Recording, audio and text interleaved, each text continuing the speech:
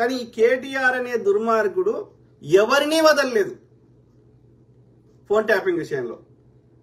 ఒక సామాన్యులని, కుటుంబ సభ్యులని, ఒక కానిస్టేబుల్ని, ఒక సోషల్ మీడియా వాళ్ళని, ఇండస్ట్రియలిస్టులని, ఒక వ్యాపారస్తులని, సినిమా యాక్టర్లని, వీరు వారు అని లేదు. ఒక్క రోజులో 600 మంది ఫోన్లు ట్యాప్ చేశారు. అరే ఎవరో ఎవరో ఏమో మాట్లాడుకుంటారు, ఎవరో ఎవరో బెడ్రూమ్లో ఏం చేస్తారు అందరికి తెలియదా? ఆడమ్మగా ఇంకా తెలియదు ఏం చూస్తావురా? ఇప్పుడు నేను మా అమ్మతో మాట్లాడినా, అమ్మ బాగున్నావా, తిన్నావా, అంత మంచిదేనా అని అంటాం. గాముచ్చడం నీకెందుకు? తెలుసుకొని ఏం చేస్తావు? నేనేమి దేశ రహస్యాలు లేకపోతే రాజకీయాలు మా అమ్మతో మాట్లాడా కదా. నా వ్యక్తిగతం చెప్తున్నా, నా వ్యక్తిగతం. ఏది ఒక 2 years బ్యాక్ అనుకుంటా. సో మా అమ్మ ఇది ఆమె 3వ తరగతో 5వ తరగతో చదివింది కావచ్చు, 3 కావచ్చు. ఓకే. సో అంటే ఆమెకు అక్షర జ్ఞానం లేదు. సో నేను అయితే మా అమ్మ చెప్పింది ఏది సిద్దిపేటలో బిడ్డ ఇది పోలీసు వాళ్ళు వచ్చి ఏదో డివైజులు పెట్టిపోయారు ఇంటి ముందట అని చెప్పింది. అర్థమైందా? సో తర్వాత నేను సిద్దిపేట మళ్ళీ నా మీద సిద్దిపేట పోలీసు వాడు కూడా నా మీద కేసు పెట్టిర్రు, ఏదో కేసీఆర్ తిట్టినో ఏదో సంథింగ్ లైక్ దట్. అంటే ఈ కేసు నంబర్ పంపిరు అయ్యా అని చెప్పి నా సిద్దిపేట పోలీసు వాడిని మాట్లాడినా, ఆ సిద్దిపేట పోలీసు వాడు నాతో మాట్లాడిన మళ్ళీ ఆయన వెల్మాయన ఉన్నాడు. ఓకే, మాట్లాడిండు. సరే సార్ నేను పంపిస్తా సార్ నీ కేసు నంబర్ అది అన్నాడు. మరి ఫోన్ నా ఇంటి ముందట ఎందుకు పెట్టినావు అంటే తెలియదు సార్ నేను కనుక్కొని చెప్తా అన్నాడు. తర్వాత మళ్ళీ నెక్స్ట్ టైము మళ్ళీ ఫాలో అప్ కోసం నేను ఫోన్ చేసిన, అందరికి చేసిన, వాళ్ళ పోలీస్ డిపార్ట్మెంట్ సిద్దిపేట పోలీస్ స్టేషన్కి సంబంధించిన అందరికి చేసిన. ఓకే, ఎవడు ఫోన్ తర్వాత ఫోన్ ఎత్తలే. తర్వాత ఈమెయిల్ కొట్టిన అందరికి, ఎవడు రిప్లై ఇయ్యలే. తర్వాత ఒక 2 రోజులకు వారం రోజులకు చెప్పింది, బిడ్డ ఆ డివైస్లు ఇంటి ముందట పెట్టినా తీసుకుపోయారు పోలీసు వాళ్ళు అని చెప్పింది. ఎందుకు పెట్టినావు, ఎందుకు తీసుకుపోయినావు అంటే ఇవన్నీ తీసుకుపోయి ఏడ కేసు ఎత్తాడు అని భయపడ్డావా? అంటే నాకే నేనేమి అంత సీక్రెట్లు మా అమ్మతో ఏముంటాయి, తిన్నావా పన్నావా ఇట్లాంటివి తప్ప ఏముంటాయి? సో నాకే ఇట్లా చేసినావంటే మిగతా వాళ్ళని ఎవరి రోజులు ఉంటావు నువ్వు? సో మనకు వచ్చిన సమాచారం మేరకి వీడు ఏంటంటే దందా చేసిర్రంట. బేసికల్గా ఈ ఫోన్ ట్యాపింగ్ ఎందుకు చేసిర్రంటే దందా కోసం. ఎవడి సీక్రెట్లు ఏందో తెలుసుకోవాలి, వాడి లోపాలు ఏందో తెలుసుకోవాలి, వాడికి ఉంపుడు గత్తలు ఉన్నారా, లేకపోతే వాడి వ్యాపారంలో ఇంకోటి చేసిండా, వాని సీక్రెట్లు ఏది దొరికినా సరే దాన్ని తమ అడ్వాంటేజ్గా వాడుకోవాలి. ఇప్పుడు ఒక ఇది దునియాలో ఏంటంటే ఇప్పుడు హస్బెండ్ అండ్ వైఫ్ రిలేషన్, అది పెద్ద స్టార్స్ అయినా సరే, కింది స్థాయిలైనా సరే, టీవీకి సంబంధించిన వాళ్ళైనా సామాన్యులైనా ఏంటంటే గతంలో ఇంత లేదు సమాజంలో అనేక కారణాల వల్ల. కానీ ఇప్పుడున్న సమాజంలో ఎంత మంచి రాముడు మంచి బాలుడు, సీత మంచి బాలిక అన్నటువంటి కపుల్స్లలో కూడా ఓకే వాళ్ళు ఇంకా నాకు కొందరు చెప్పేదైతే ఏంది, ఇంటికాడున్నప్పుడు ఓకే నీకు నాకు మధ్యలో ఏమున్నా సరే భార్యాభర్తలకి, బయటకు వెళ్ళాక నేనేం చేసినా నువ్వు అడగొద్దు, నువ్వేం చేసినా నన్ను అడగొద్దు. ఇది అగ్రిమెంట్ చేసుకుంటున్నారట భార్యాభర్తలు. ఇంటికాడున్నంతసేపే okay I'm yours, once I go outside నేనేం చేసినా నువ్వు అడగొద్దు.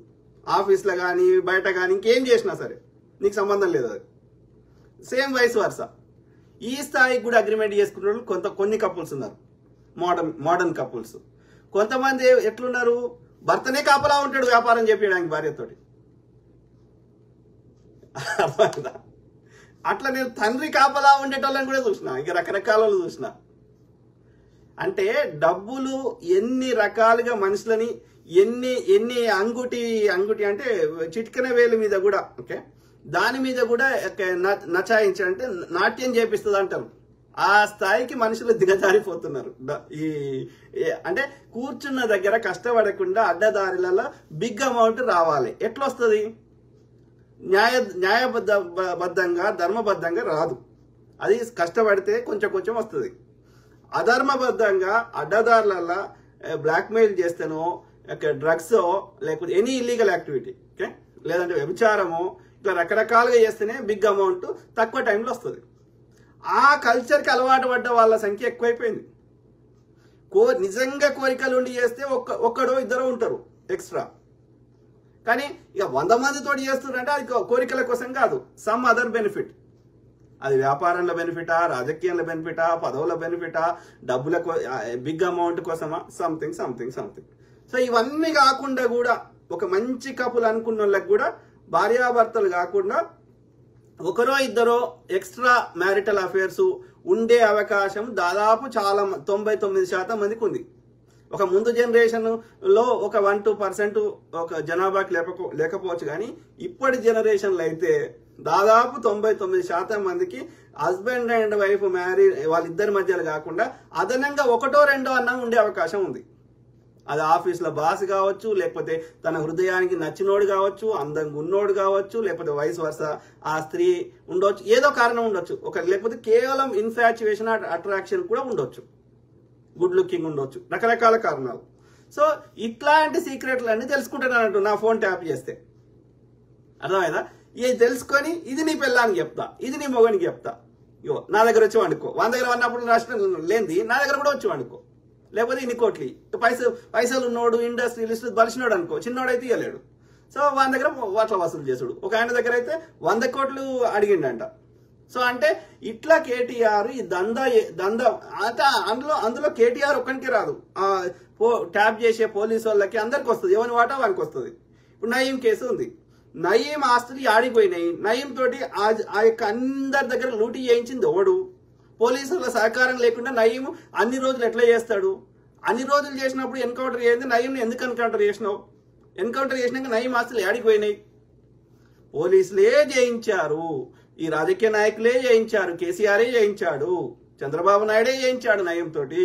వాళ్ళ ద్వారా దోసుకున్నాక ఇక వీడు చెప్పినట్టు వినకుండా వాడు దోసుకునే వీళ్ళకి ఈమెంట్ ఇవ్వకపోతే మళ్ళీ వీళ్ళ పేర్లు బయట పెడతా అంటే వాడిని చంపేసారు, నిజాన్ని చంపేసారు. ఆ విషయాలు బయటకు రావద్దని ఆ చంపేసి వాని పేరు మీద ఉన్న 2000 కోట్లు వీళ్ళు గుంజేసుకున్నారు. వాని ద్వారా ఈ ఎక్స్ట్రాక్షన్ చేపించారు. బీజేపీ ఏం చేస్తున్నాడు? గదే చేస్తున్నాడు. సిబిఐని ఎందుకు పంపిస్తున్నాడు? ఈడీని ఎందుకు పంపిస్తుండు? ఐటీ డిపార్ట్మెంట్ ఎందుకు పంపిస్తున్నాడు? కన్విక్ట్ వాడు ఇన్కమ్ ట్యాక్స్ కట్టకపోతే వానికి పనిష్మెంట్ ఇవ్వాలి. సిబిఐ ఈడీని పంపిస్తే వాడు యొక్క మనీ లాండరింగ్ చేస్తే వానికి పనిష్మెంట్ ఇవ్వాలి, వానికి జైలుకి పంపించాలి. అవన్నీ చేస్తలేవు కదా, కానీ పంపిస్తావు. పంపించినాక మళ్ళీ ఏమవుతుంది? కామ్ అయిపోతావు. ఏం చేస్తున్నావు? You are making a compromise. వాడు దోసుకునే దానికి నా వాటా నాకు ఈ రానా ఎక్స్ట్రాక్షన్ చేస్తున్నావు, వసూలు చేస్తున్నావు. సో దొంగలు అందరు దొంగలు తయారయ్యారు.